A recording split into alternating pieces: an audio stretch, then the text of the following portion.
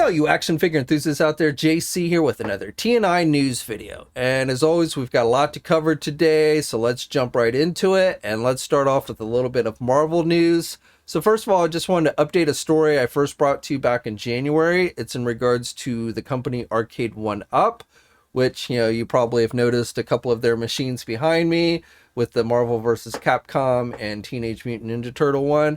So this past January, they finally announced that they were doing a machine featuring games that I've really been waiting a long time for, really since they started doing these machines. The X-Men 4-player machine back from the early 90s from Acclaim, or I'm sorry, Konami.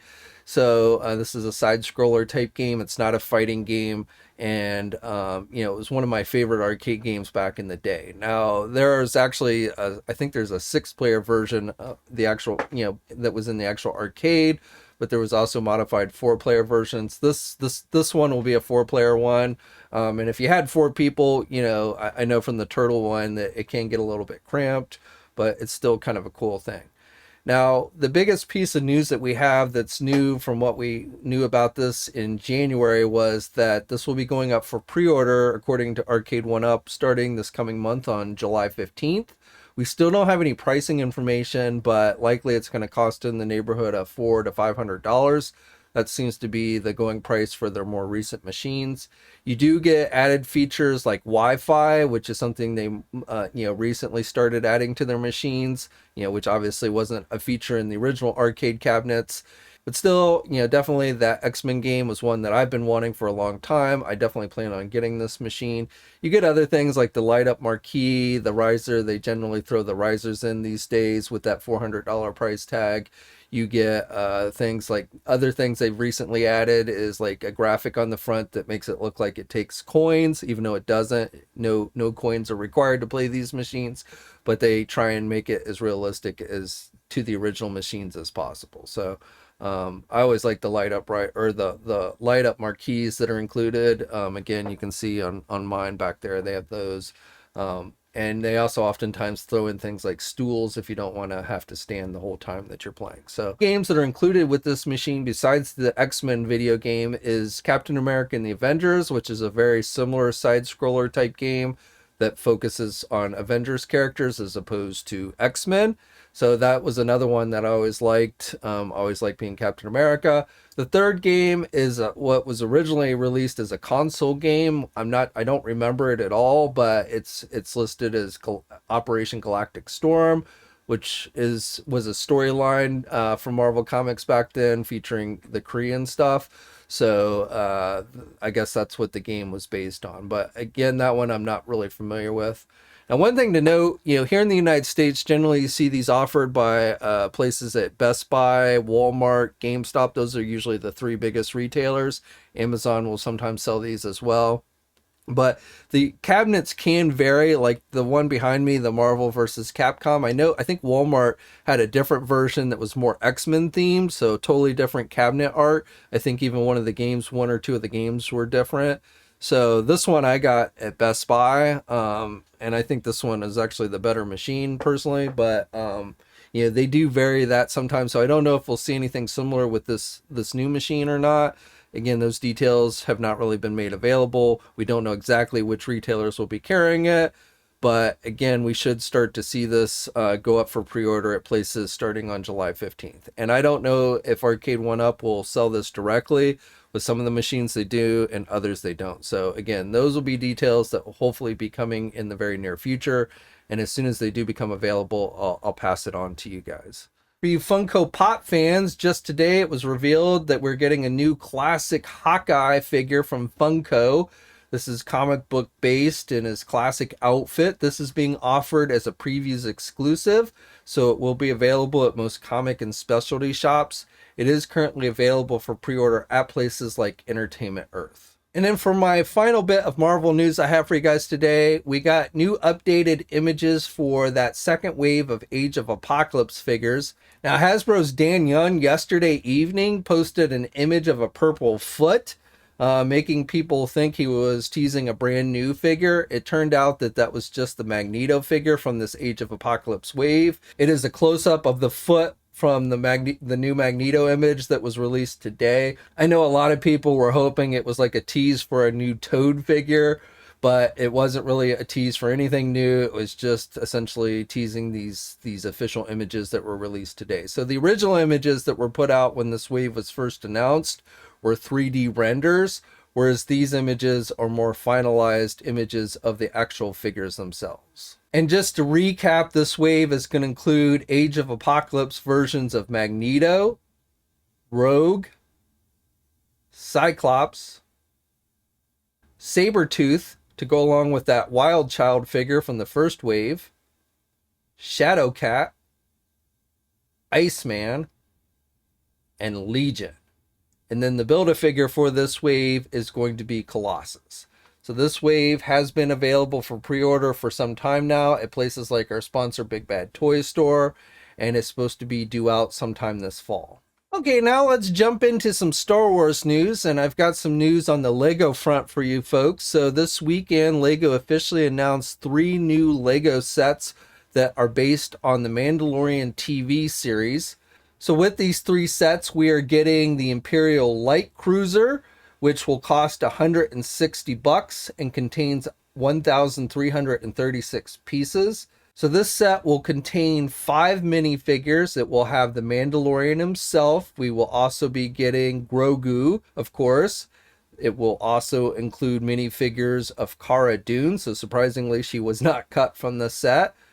Fennec Shand, and then Moff Gideon, of course, being it's his ship, he will be included in this set. And along with Moff Gideon, we're getting a Dark Trooper as well. So that one, and then we also got a look at the Imperial Armored Marauder, or the troop transport that appeared at the end of season 1. This set is going to cost $39.99 and will feature 478 pieces. Now that one is going to include 4 minifigures. That's going to have Grief Karga, 2 stormtroopers with blasters, and then a 3rd artillery stormtrooper with a mortar gun. And then the final set is one that has actually created a little bit of controversy on the internet. So it is of Boba Fett's ship, which most of us know is Slave One. It is going to cost $49.99 and feature 593 pieces. And that one will include 2 minifigures, one of the Mandalorian and the other of Boba Fett. Now, the reason why this one has been causing a little bit of a stir on the internet, and honestly, I've gotten to the point where I really don't care much about this stuff. It's kind of ridiculous. I say call it whatever you want. But folks started to notice on the packaging for this one that instead of listing it as Slave One, which is the name most of us who grew up watching Empire Strikes Back, refer to the ship as, I don't know if it's ever been officially called Slave One. I don't think it was in the movies, maybe in the Clone Wars animated series where the ship has shown up a few times, but I'm not entirely sure. But, again, most of us do know the ship by the name Slave One. That's what the original Kenner vehicle was called. Now, according to TNINews, who talked to folks at Lego, Jens, who is the Lego Star Wars design director, this changing of the name came directly from Disney. A reason for why the name was changed was not given, and I'll let you all speculate as to why the name was changed. I know everyone has their own theories, so I'm not going to delve into that. But it does look like that this vehicle will no longer be referred to as Slave One. And for me, again, I really don't care that much. I'm certainly not going to get angry about it either way. I can see it from both viewpoints, I guess, even though, again, technically Disney hasn't given a reason for why they changed the name. But as it is, like I said, for me personally, I'll call it what I want and leave it at that. Okay, now let's dive into some Power Ranger news for you folks. So first of all, today new images were released for the Mighty Morphin Power Ranger Lightning Collection Dragon Dagger. This has gone up for pre-order at places like our sponsor Big Bad Toy Store. It's going to cost you about $75. It features lights and sounds, things that you would expect from these role play type items. So if the Dragon Dagger is something that you think is cool, you might want to check that one out. And it is slated with a release date of November of this year. And then on top of that, we are also going to be getting another live stream this coming Friday July 2nd, so the first live stream of July, will be focusing on Power Rangers once again. It will involve the Power Rangers brand team. So I do expect this one to have more reveals than their last live stream. I believe you can expect somewhere in the neighborhood of at least six different Mighty Morphin Power Ranger reveals. Maybe some more if there's some store exclusives and stuff coming as well. But definitely I would expect more reveals than the last live stream they did. So if you're into Power Rangers and Lightning Collection, you'll want to tune in for that. It'll be on Hasbro's YouTube channel. And of course, we will have full coverage of it on TNI with images and information as it's revealed. Super 7 this past weekend teased another one of their Ultimates Power Ranger figures. So I talked about previously how they had shown off the Goldar figure, the first figure in the wave. And now we are getting a look at the Tyrannosaurus Dinozord. So I don't know exactly how tall this figure is going to be, probably somewhere maybe in the 8 to 9 inch range. But, you know, Super 7 has said that these figures will be in scale with one another, including the Zords. So, again, I suspect this will probably be the tallest figure in Wave 1. The other figures besides Goldar in this one will include the Green Ranger and Yellow Ranger, along with a Putty Patrol figure. And these are all expected to start going up for pre-order tomorrow, which is June 29th. So they should be available on the Super 7 website. And then I'm sure places like Big Bad Toy Store will also be carrying these figures. And they're going to cost, I believe, around $55 each. For you Masters of the Universe and WWE fans, we've got new updated images for that 7th wave of Masters of the WWE. That's where they take WWE wrestlers and kind of give them outfits and such in keeping with Masters of the Universe. So we're on wave 7 now. We saw some initial images for these a couple months ago, but we have the official images. Like with all these figures, these will be released as Walmart exclusives. There are listings for these figures up on Walmart's website. Look like they are placeholders. So I will put those links in the video description below. I don't know when exactly these will be available for actual pre-order, but it is a pretty cool wave. This is the wave that's going to include Andre the Giant, which is a larger size figure. It's the first, big figure in this wave that they've done.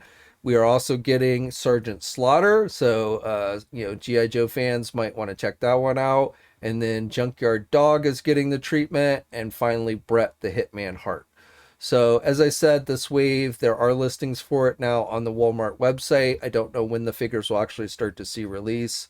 And I also don't know yet when they will be made available for actual pre-order. But hopefully soon, and when those details do become available, I'll be sure to pass them on to you guys. For you Boss Fight Studio Popeye fans, we got new images for their Olive Oil figure, which is said to be between 5 and 6 inches tall. Olive Oil is probably going to be one of the taller figures in this line. We've currently seen, this is a Paint Master, and you can see Olive Oil is going to come with the baby Sweet Pea. So he's included with this one.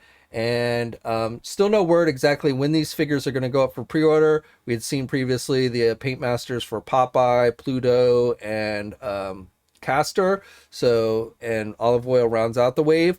So again, I don't know exactly when these are going to go up for pre-order, but I do suspect probably pretty soon. Okay, now let's end things with some McFarlane toy news, and I've got a couple of different things I wanted to share with you today. So first of all, we got official images this weekend for 2 more DC Multiverse figures with the Demon Knight and King Shazam. So we've seen some initial images for these from Diamond Previews magazine, but now we have the official images. As I'm recording this, these figures have not yet gone up for pre-order. They've been listed on the Walmart website, but they're not actually available for pre-order there yet.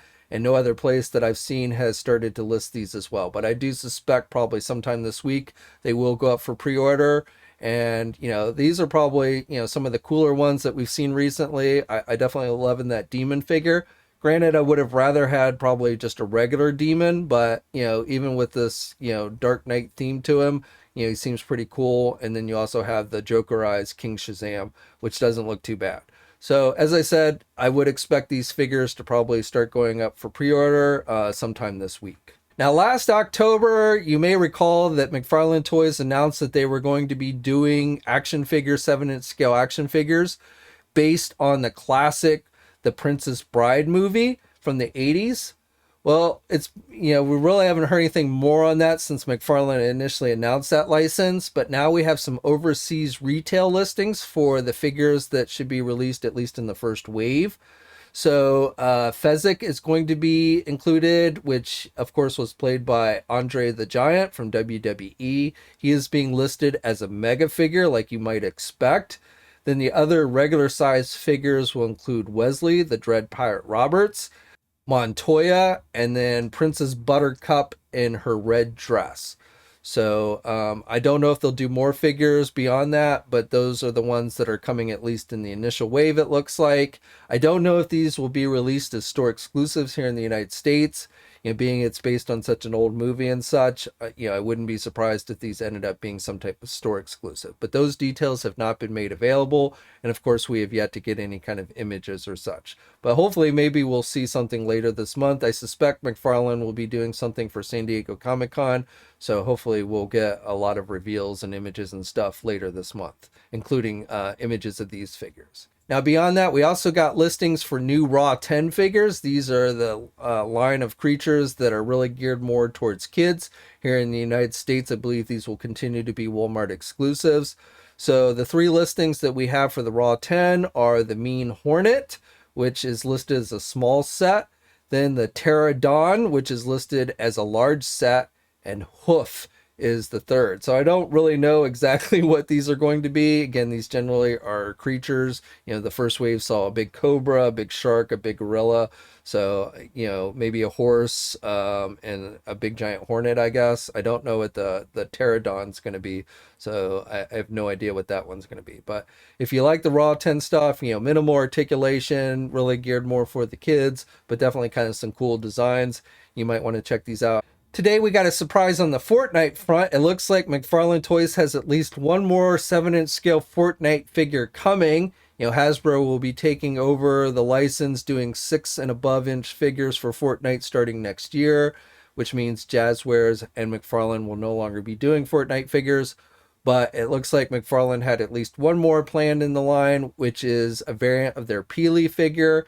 Peely, who's Peely Bone as it's listed, where he's half, you see half of him with essentially as a skeleton.